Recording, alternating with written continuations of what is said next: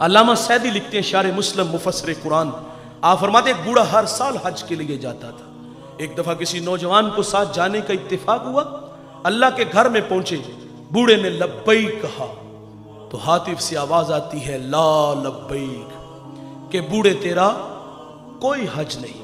अब्दुल्ला इब्ने मुबारक एक बहुत बड़े मुहद्दिस गुजरे हैं, तवाफ़े काबा कर रहे हैं, लब्बैक कहा तो वहीं गिर गए, बेहोश हो गए। लोगों ने आबे ज़मज़म छिड़का, होश आया, कहा हजरत अचानक से तबीयत को क्या हुआ?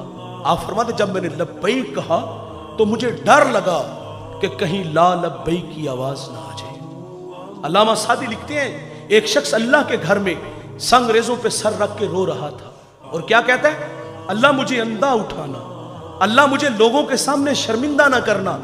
ये दर्द में डूबी हुई आवाज किसी गुनाहगार की थी, किसी ओगनहार की थी। और यार कोई मेरे जैसा गुनाहगार गुनाहों की गठड़ी उठा के 7 समंदर पार गया और अपने गुनाह याद आए तो वहां रोने लगा। सादी कहते गधा अगर आजिज़ी करे तो उसकी आजिज़ी नहीं होती, आदत होती है।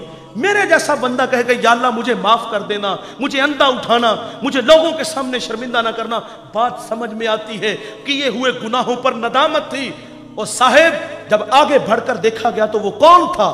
वो वक़्त का शेख अब्दुल कादिर जीलानी था। वल्लज़ीना यबीतूना लिरब्बिहिम सुज्जदन व क़यामा, ये वो जवान है जिसकी रातें कभी सजदे में तो कभी कयाम में गुजरती हैं। ये वो जवान है जिसने 40 साल इशा के वजू से फजर की नमाज पढ़ी है। ये वो जवान है जिसने हर शब में, ये 15 साल वजीफा किया, हर शब में एक मरतबा कुरान मजीद की तिलावत की। ये कैफियत उनकी है। सवाल है आप दोस्तों से, अब मुझे बताइएगा साहिब, इस मजमे में बहुत सारे लोग हैं जिन्होंने हज भी किया होगा, उम्रा की भी सादत हासिल की होगी। मुझे बताइएगा साहिब, क्या जब हम हर में मक्का में जाते हैं, मताफ में दाखिल होते हैं, क्या हमारी ये हालत होती है? वो बड़े माकूल लोग थे यार, उनकी सोहबत में बैठने वाले लोग वासल बिल्ला होते थे, जनाजे उठते थे खौफे इलाही की वजह से। लेकिन इसके बावजूद भी क्या कहते, अल्लाह अंधा उठाना, शर्मिंदा ना करना। और एक क्या कहते कि या अल्लाह जब लब्बैक कहा तो गिर गए इसलिए कि कहीं ला लब्बैक की आवाज ना आ जाए। क्या ये हमारी कैफियत होती है? हमें तो ज्यादा रोना चाहिए। हमारा दामन गुनाहों से लुथड़ा हुआ है, चुगली, गीबत, हसद, कीने की आग लगी हुई है। रिश्ते हम तोड़ते हैं, दिल हम तोड़ते हैं, हमें तो ज्यादा रोना चाहिए। मैं माजरत से कहूंगा साहिब, जब हम अल्लाह के घर में गए तो सबसे पहले हमने जेब से मोबाइल निकाला और सेल्फी ली, उसको फेसबुक पे फेंका।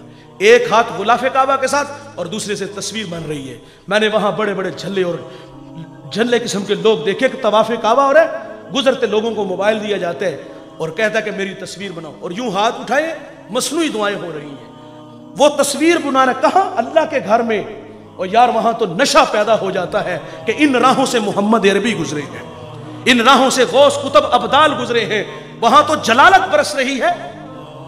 क्या मोबाइल के बगैर हज उम्रा नहीं होता? क्या मोबाइल हम अपनी रिहाइशगाह पे नहीं छोड़ के आ सकते? नाराज नहीं होना साहिब, सच्चा खिए थे पांबड़ बलदे ने। हमारी कैफियत क्या है? हम हज उम्रा के लिए गए, 5000 किलोमीटर का सफर करके गए, और जब वहां से वापस आते तो क्या लाते हैं? खजूर, पानी, बच्चों के लिए खिलौने, बेटियों के लिए रिदा, बूढ़ों के लिए तस्मियां, टोपियां, मुसल्ले, बस यही लाते हैं भाई। बाकी जिस तरह गुनाह यहां से उठा के लेके गए होते हैं उसी तरह वापस ले आते हैं। हां, हमारे नाम के साथ हाजी का इजाफा जरूर होता है, लेकिन बगल से छुरी नहीं निकलती, अखलाक बेहतर नहीं होते, किरदार की झलक नहीं नजर आती, रिश्ते उसी तरह हम तोड़ते हैं, गालियां हम उसी तरह देते हैं। ये फखर से बता दे 50 हज किए, 100 उम्रे किए, कहां किए भाई? मिजाज तो बदले कोई नहीं, अखलाक तो बेहतर हुए कोई नहीं। ये जिम्नन बात थी जो मैंने अर्ज की और इंतहाई जरूरी बातें थी।